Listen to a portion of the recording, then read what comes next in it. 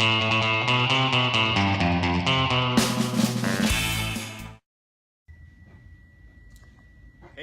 everybody, Darren, Janitorial Restoration Hub. I want to talk to you about the great pre-spray wars that we have going on.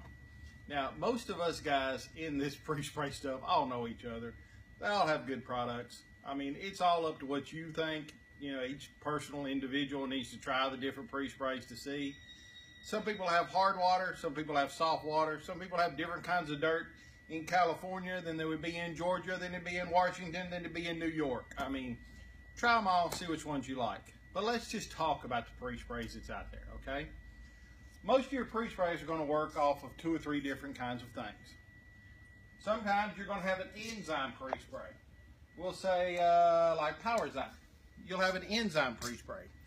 These work off enzymes that eat and kill it, right? Usually they have a little bit longer dwell time, I think. But even in the enzymes, you have synthetic enzymes, which is like PowerForce has, or you have organic enzymes. Now, a lot of times the synthetic ones will hold up to a little bit higher heat, and they take a little bit less dwell time. But enzymes is one way that your pre-spray will work. Then you have oxygenating pre-sprays. You know, like I said, PowerForce, the regular PowerForce is that way. You hear people talk about using, going to Sally's and using hydrogen peroxide or sodium bicarbonate or whatever the oxygenating chemical is. Either way, those pre-sprays are oxygenating pre-sprays, using oxygenation to help them work better. So you hear about that kind, the second kind. Then we'll talk about delamelline. Now, anytime you see citrus on anything, odds are it's delamelline. Now, everybody really likes it. You see it in spotters, you see it in solvents, you see it in all kind of pre-sprays and products. My only problem with any of the delamelline, any of the citrus stuff, is it is affected by the crops. So if Florida has a bad citrus crop, or if California has a bad citrus crop, or Texas, whatever, it will affect the price of delamelline, which will affect your price on citrus-based products. I've had small companies tell me that no, it's not going to affect us because we buy it in advance. And I've had big companies tell me, oh, it's not going to affect us because we're so big we buy it by the semi-load. But it affects them all. They've all went up and down on price because of the price on delamelline. So those are the 3 ways that you're going to hear about different kinds of pre-sprays and how they work. I don't care which one you use. Try them all, like I said. Then you hear the debate whether they talk about liquids or they talk about powders. All right? And there again, we carry both liquids and powder pre-sprays. My problem with liquid pre-spray is this, is to me, you're shipping water, more or less. I mean, in any gallon of chemical, you're going to have 2 or 3 ounces of active ingredient, and the rest of it is water.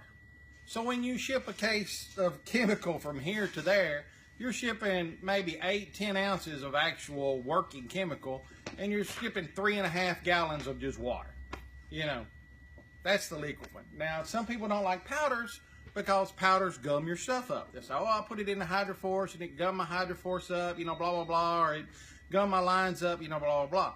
Now, PureForce does, and there again, I sell PureForce, guys, so I am slanted towards PureForce. I'm sorry.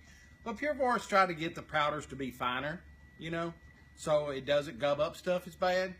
That works for everything, except I will say our SOR. Sometimes it foams up too fast because it is a fine powder and it does dissolve really quickly.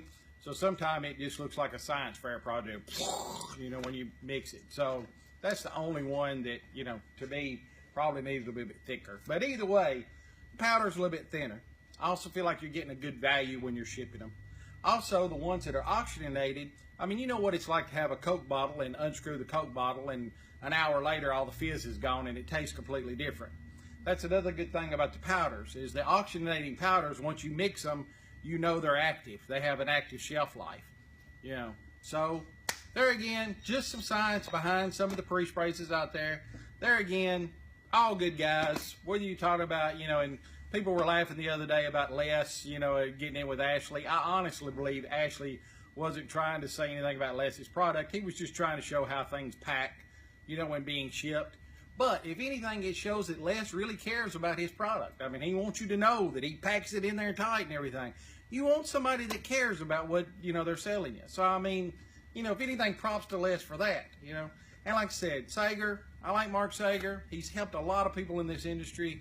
You know, we sell Harvard Chemicals, which is who puts his stuff together. He's a great guy. Of course, he's made a deal with Don John, so you can buy your stuff through them. And of course, you can only talk about it on Mason's network because they're part of Don John. He worked for them, so you have to talk about John products on there. But Sager's a great guy. It's good products. I don't care which ones you end up settling on. Try them. Give them all a try.